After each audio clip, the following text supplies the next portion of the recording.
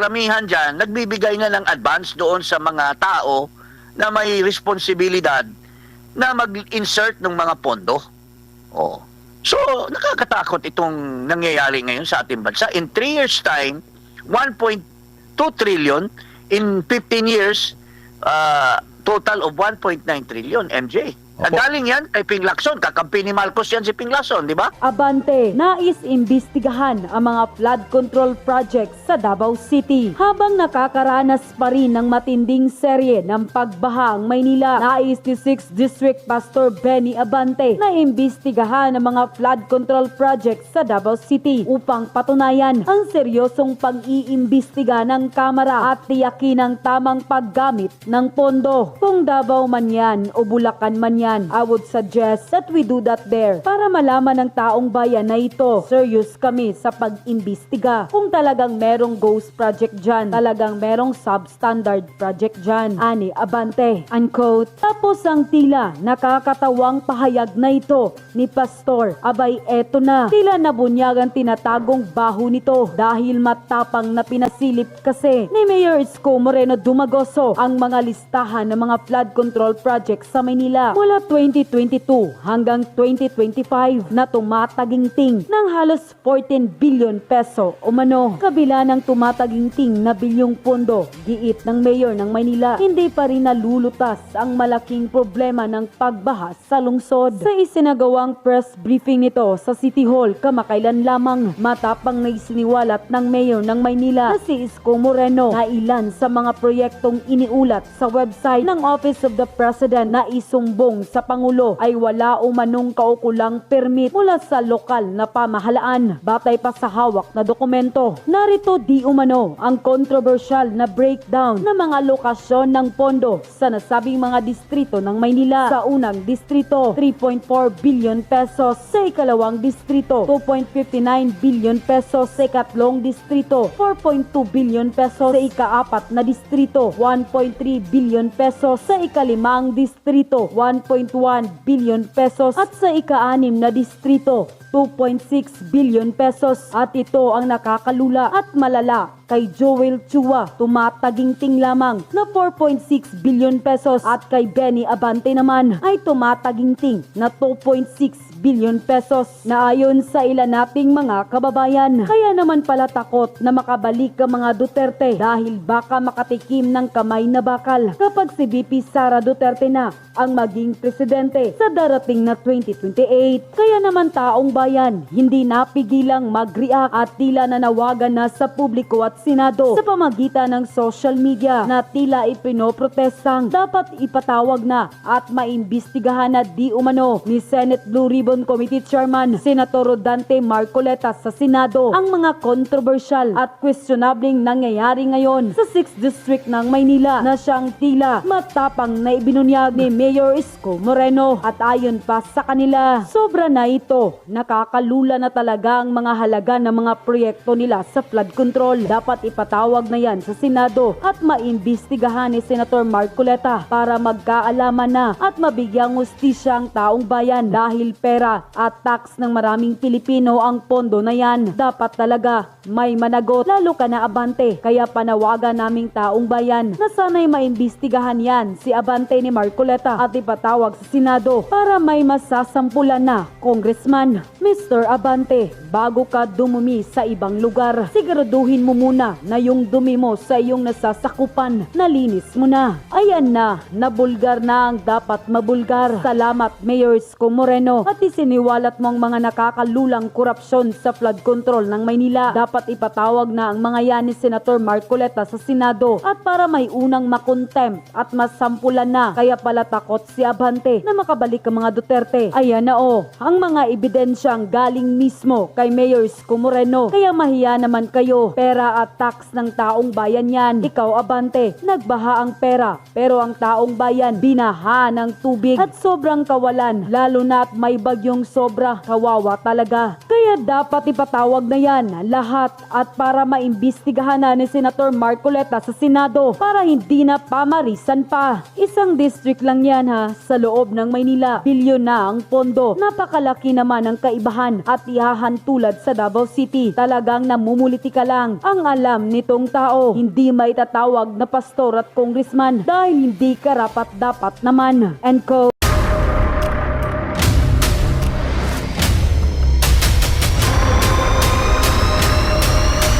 Bago tayo mag-umpisa, baka pwede nyong i-like ang video na to. Malaking bagay ang like sa aming mga content creators. Maraming salamat po.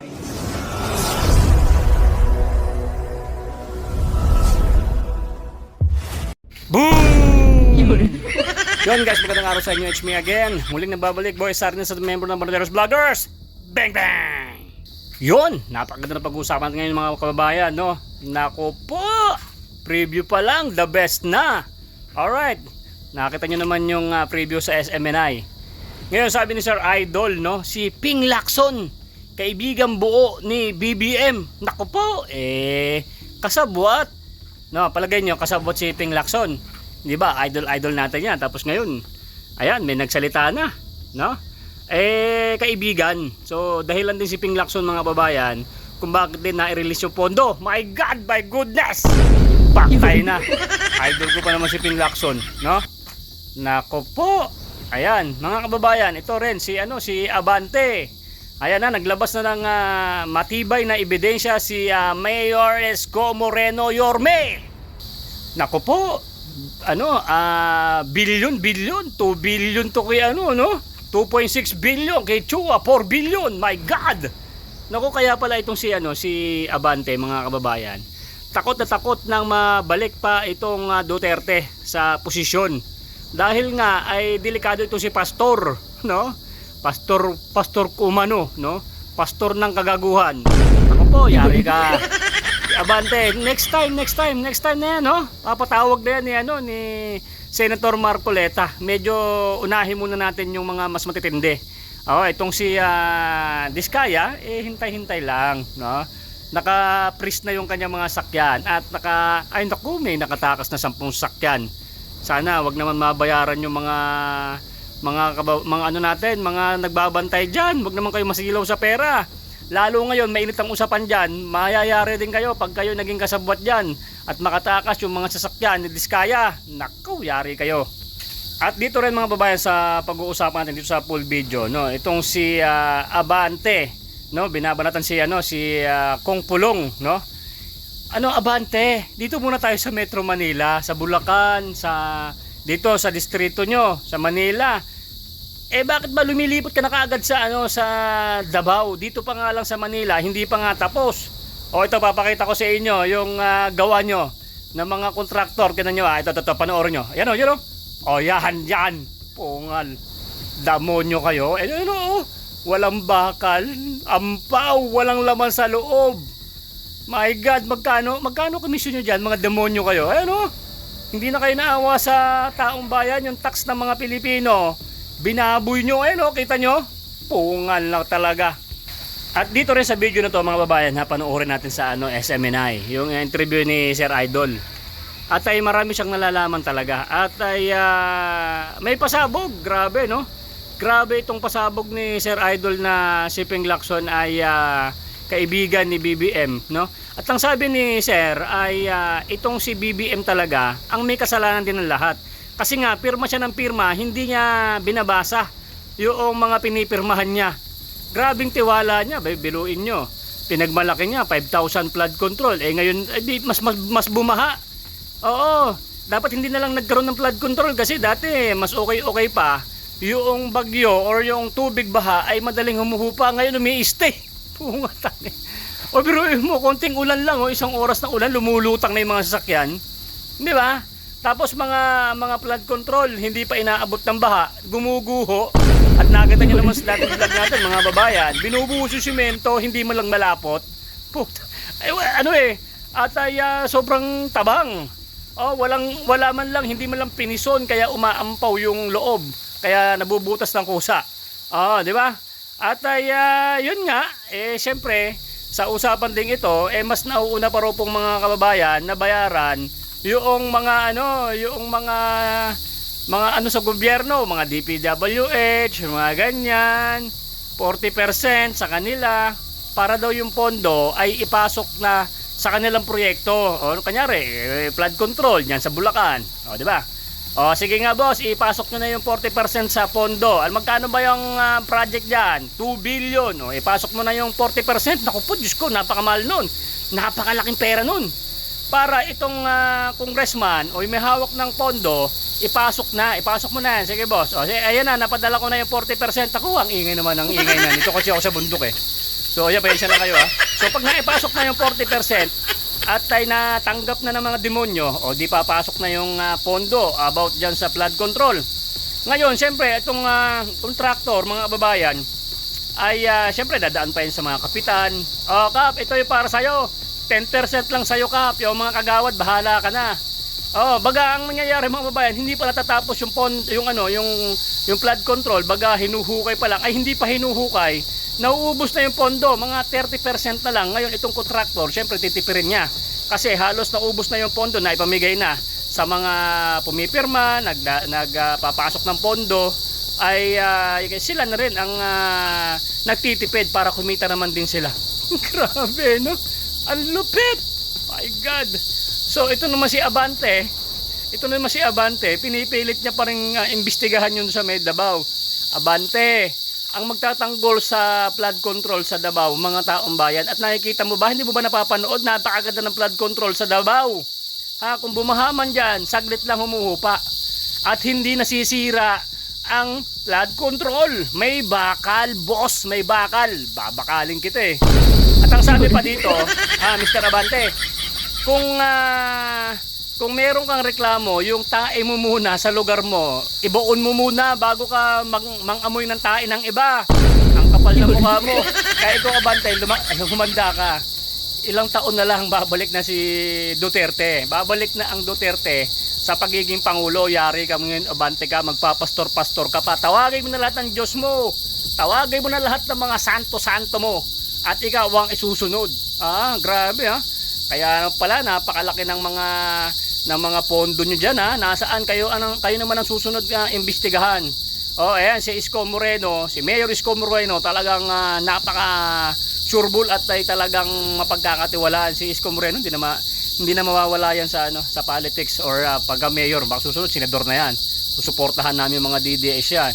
Ayan yung ebidensya. Wala pa kayong mga permit. Mga sila congressman Chua, o kayo wala kayong mga permit. Ba't sa LGU binabypass nyo kasi malalakas kayo? Ay nako, yari. Ebidensya ni Yorme. Ayan, sinampal kay Abante at Chua. Paktay na kayo. Yan ang malulupit. Nakita nyo yung flood control, di ba? Yung pinakita ko sa inyong video. Ito pa, isa pa. Ayan, butas na butas. Walang laman sa loob. Matabang ang bakal. Napakanipis pa. Di ba? Delikado yung mga bahay sa taas. Nakita nyo, pag gumuho na yan, kasama na ang mga bahay dyan. Marami yung pamilya ang maabala, maari pang magurgor. Siyempre, tatabunan ka, maguguho kayo, di ba? Diyos ko. So, ganito mga babayan, kung nagustuhan mo itong ating vlog, don't forget to like. Like mo lang dyan, ha? At like mo yung maingay dito na ano mo tawag dyan? Ano tawag dito sa maingay na? At kung hindi ka pa subscribe ka na dyan, bossing. Yung Mare ko dyan ng mga magaganda, laging naka-comment dyan, laging naka-like ka agad. Pag nakita yung video natin, nagla-like ka agad. Shoutout po sa inyo. Shoutout po sa mga lugar na kung nasaan man kayo, mag-iingat kayo dyan sa inyong mga flood control ha. Guguhurin yan. Shoutout sa mga Davao dyan na sumusuporta ka Tatay Digong. Ang ganda ng inyong flood control dyan, the best. Yung mga ilaw, dikit-dikit. Samantalang dito, nako, ang lalayo, tipid na tipid, pati wire napakanipis. Pag susunog ka agad. Okay, play na natin to boy. Panoorin niyo po hanggang dulo mga babayan na. Napakaganda ng video na to. Okay, let's go!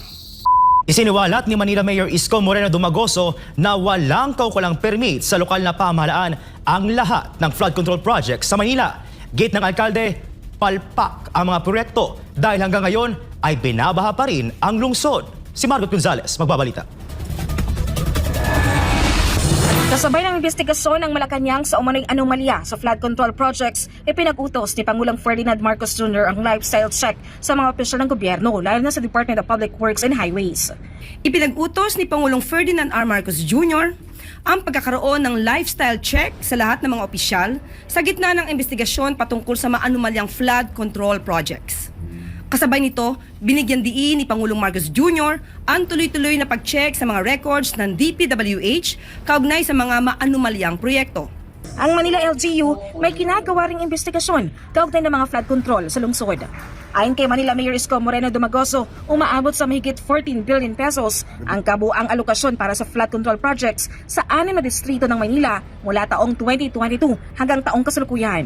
Sa kabila nito, palpakan niya ang mga proyekto dahil matindi pa rin ang mga pagbaha sa Manila sa tuwing umuulan. Ang siste pa na pag-alaman ni Mayor Isko na ang lahat ng proyektong ito walang permit. Bumaha ng pondo sa Maynila, bumaha pa rin sa Maynila. Now, itong lahat ng ito ay walang permit sa lungsod. Ulitin ko, bumaha ng pondo sa flood control sa Maynila, amounting to 14 billion, and yet the people of Manila and those people studying, working, doing business, going in and out of Manila continue to suffer with the flooding. Tumanggi ang alkalde na tukuyin ang mga dapat managot sa mga palpak na flood control. Anya, hahayaan niya ang Office of the President na pangalanan ang mga sangkot sa mga anomalya. Ayokong pangunahan ng Pangulo sa investigasyon na ginagawa. I think they have more resources to tell the people who is liable or not, who've done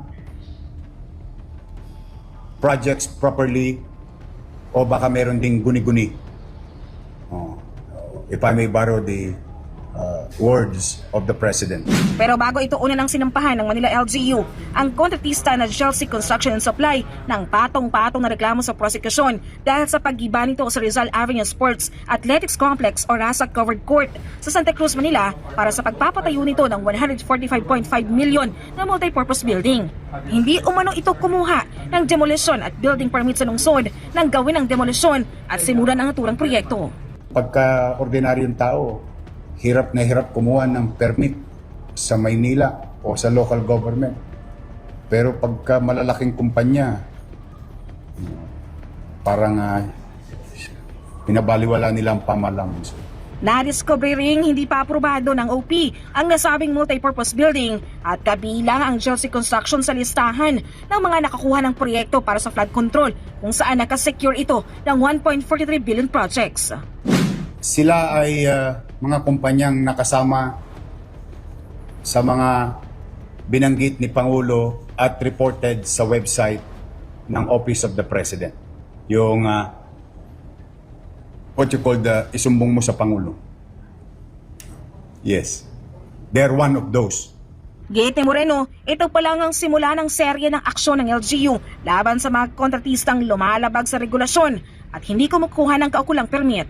Ito ay umpisa ng mahabang journey of local government unit going after to the contractors without seeking necessary permit and complying with rules and regulations. Sabi siguro ng Diyos, bigyan nga natin leksyon nito si Marcos dahil nagbulag-bulagan sa pagka-presidente niya. Opo. Bigyan nga natin ng leksyon, paulanin natin ang todo at para maprobahan yung pinagyabang niya na 5,500 flood control projects. O, bumaha ng todo. So, doon niya na-realize, wala naman palang flood control. Opo. So, sinong may kagagawan? Siya kasi hindi niya pinag-aralan yung pinirmahan niya na budget na pagka-pirma niya doon, maging General Appropriations Act na yon, mali-release yung mga pera na yan at nilustay ng mga kontraktor. Of course, these contractors, ang usap-usapan dyan, karamihan dyan, nagbibigay na ng advance doon sa mga tao na may responsibilidad na mag-insert ng mga pondo. So, nakakatakot itong nangyayari ngayon sa ating bansa. In 3 years' time, 1.2 trillion.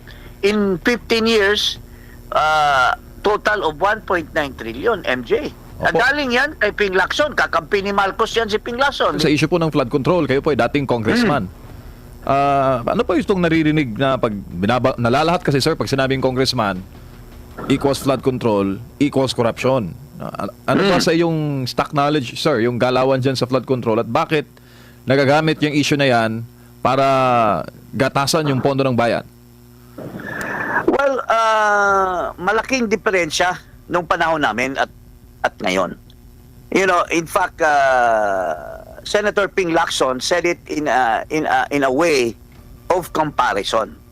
Ang sinabi ni Senator Ping Lacson ay for the last 15 years na ang from I think 15 years before this issue, ang nagasto na pera sa flood control ay 1.9 trillion, no? At doon sa 15 years na yan, sa 3 taon magmula ng 2023 up to 2025, ang nagastos ay 1.2 trillion. So, kung i-minus mo yung 1.2 trillion sa 1.9 trillion, eh mukhang 1.2 trillion sa 3 taon lamang. So, talagang nakakatakot na MJ ang paglusay ng pera ng bayan at napunta sa kasi nung kami ang mga members ng Congress, ang allocation, in fact this was already decided kasi nagkaroon nga ng Janet Napoles, ito times 200% ang laki ng pera. 70 million lang yung allotted for PDAP noon, ngayon billion bawat congressman. Diba? Nakakatakot. Tapos very clear na maraming insertions. And this has been proven. Tapos yung there are findings now na yung BICAM report ay mga blanco ang nilalagay. At pinipill up lamang after the BICAM has already then there is that mention of Toby Chanco tungkol diyan sa small committee. So there are really indications that corruption has been going on and money from the national NEP, National Expenditure Program, are being funneled to the program para ibibigay sa flood control. So nakakatakot at the President himself, although sinasabi ng Pangulo, mahiya kayo, pero dapat sinama niya ang sarili niya, MJ, di ba? Mahiya tayo kasi wala namang corruption sa flood control kung hindi ni-release ni Marcos at bago niya ni-release, pinirmahan niya yung General Appropriations Act. 2023 pa lang, dapat dumaan sa kanya yung GAB, yung General Appropriations Bill. Dapat nakita na niya yung katakot-takot na amount na napunta sa flood control funds. 200 billion plus or almost 300. Dapat kung presidente ka, nakita mo yung NEP at nakita mo yung final General Appropriations Bill, hindi ka ba magtatanong kung Pangulo ka ng bansa? Hindi mo ba tanongin, Secretary Pangandaman, paano ito nangyari na dinagdagan yung saan papunta itong flood control funds na ito? Wala siyang ginawang ganon. Pinabayaan niya at probably hindi dahil sa incompetence niya, hindi niya binasa yung General Appropriations Bill, basta pirma na lang siya.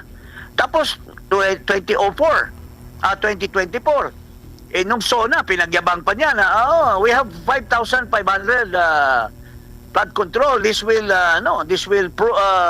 provide lunas, maka-provide ito ng lunas ng baha at palakpakan lahat yung mga psychopaths doon sa kanyang SONA. Tapos after 1 week, MJ, biglang nag-ulan. Sabi siguro ng Diyos, bigyan nga natin leksyon nito si Marcos dahil nagbulag-bulagan sa pagka-presidente niya. Opo. Bigyan nga natin ng leksyon, paulanin natin ng todo at para maprubahan yung pinagyabang niya na 5,500 flood control projects. bumaha ng todo. So, doon niya na-realize, wala naman palang flood control. Opo. At, Oh. at- So, sinong may kagagawan? Siya kasi hindi niya pinag-aralan yung pinirmahan niya na budget na pagka pirma niya doon, maging General Appropriations Act na yon, mali-release yung mga pera na yan at nilustay ng mga kontraktor. Of course, these contractors, ang usap-usapan dyan, karamihan dyan, nagbibigay na ng advance doon sa mga tao na may responsibilidad na mag-insert ng mga pondo. Oh. So, nakakatakot itong nangyayari ngayon sa ating bansa. In 3 years' time, 1.2 trillion. In 15 years, total of 1.9 trillion, MJ. At Opo. galing yan kay Ping Lacson. Kakampi ni Marcos yan si Ping Lacson, di ba? Opo, attorney, huli na lang. Baka may panawagan kayo, sir, sa iba pa po na mga witness, sa iba pa pong mga kababayan natin, no, na may alam hinggil po dito sa mga final po ninyo against Senator Ontiveros. Sir, nasa inyo po ang pagkakataon at mensahe po ninyo sa taong bayan. Well, mga kababayan, ito pong hinain namin na complaint sa ethics. Hindi po ito personal sa amin. This will just forewarn other members of the legislature na wag sanang gamitin yung karapatan nila bilang legislator in the inquiry in aid of legislation na gagamitin ang ating mga kababayan na magsinungaling sa mga hearings.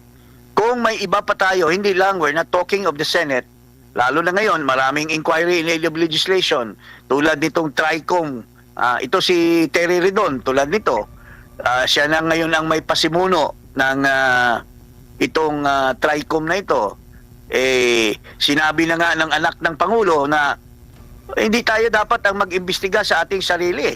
Wala tayong credibility because we will be investigating our own members. And yet, tinuloy pa rin nila yung TRICOM. Tulad nung member ng isang committee sa TRICOM, yung si Congressman Momo. How can you investigate? I have documents to show na he is also a contractor. So, how can a contractor leading an investigation conduct a hearing to investigate himself? So, mga kababayan, siguro tulungan po natin ngayon ang ating Pangulo kasi maski siyang may kasalanan pero siguro gusto natin bigyan siya ng tsansa na malabas yung mga salarin sa paglustay ng ating salapi. Ibubulgar po natin kung sino yung mga district engineers, sino yung mga kasabwat ng mga congressman sa distrito nyo, na mga contractors themselves. Dapat i-report natin kay Senator Marcoleta para matuntunan ang mga salarin sa paglustay ng trilyon-trilyon na salapi ng ating mga kababayan. At yun na nga mga kababayan, ano na ang masasabi mo? Kung mayroon kayong hinaing at komento patungkol sa balitang ito, please comment down below. Pag-uusapan natin yan sa comment section. At kung nagustuhan nyo ang video, ay huwag kalimutang mag-like at i-share na din para mas marami pang makaalam at umabot ito sa marami sa ating mga kababayan. Maraming salamat po. Mabuti pa ang sardinas, may label. Tayo, wala. Oo nga pala. Nay, ito na yung bayad ko sa isa, ano? O, kunin mo yung isa. Isa muna. Iyan, no? Tapos, isa pa. Di ba? 4 dapat na sardinas, eh. Yan. 3 na. Pang-4 na sardinas. Okay na.